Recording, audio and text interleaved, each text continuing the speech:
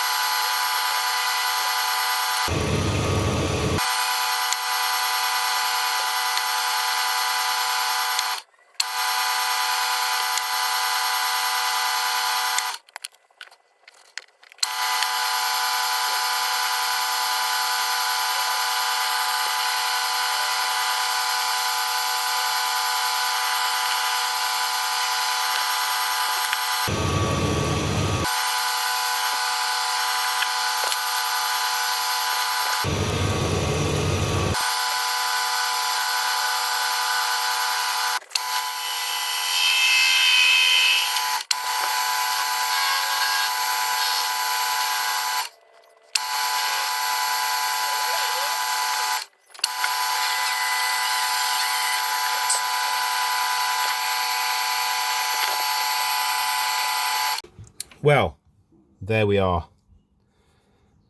If I'm honest, I'm not that happy with it.